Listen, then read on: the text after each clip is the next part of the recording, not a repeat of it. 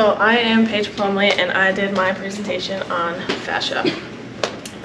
What it is a thin layer of connective tissue that basically covers everything in your body, like organs, muscles, blood vessels, nerve fibers, bones.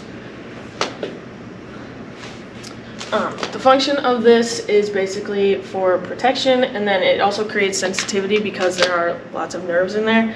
So it kind of becomes as sensitive as skin, especially when it is stressed. The structure of it, it looks like it's a single sheet of tissue, but it actually has many different layers. There is liquid between them called hyaluronin, and it is very slippery and kind of sticky, and then so that it adheres to one another, so it makes it stronger. Some things that cause it to become unhealthy is physical inactivity, and then on the other side, too much of the same movement, surgery and injury, and then plantar fasciitis is a very common thing in tight fascia. So some common misconceptions, fascia versus scar tissue. Right here, this is what the healthy tissue looks like. This is what the injured or strained or tight tissue looks like, and then this is the scar tissue after it has been healed.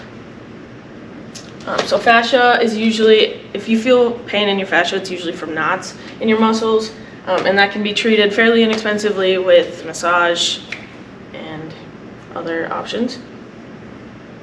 Scar tissue is usually from the buildup of scar tissue, scar tissue pain is usually from the buildup of scar tissue. So usually that comes from either an injury or surgery. And there are also lots of treatment options for this.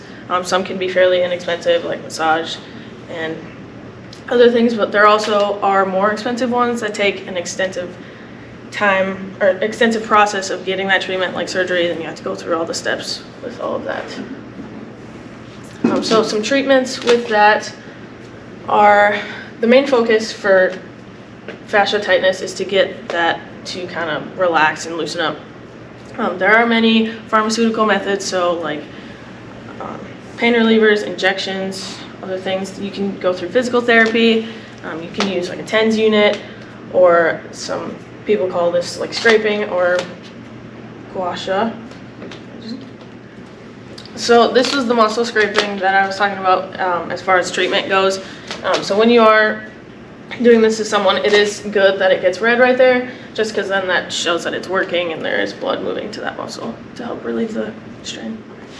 So some pain preventions with tight fascia. So keep it flexible. Make sure you are being active, stretching on a regular basis, and maintaining good posture.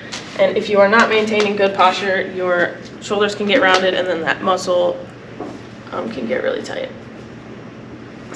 Some effects that exercise has on fascia is that repetitive movements can actually damage it, which causes pain, weakness, and tightness in the muscles. Stretching is crucial, so make sure that you're stretching before and after you exercise. And then there are specific exercises that can improve the force output and reduce the risk of injury. Thank you.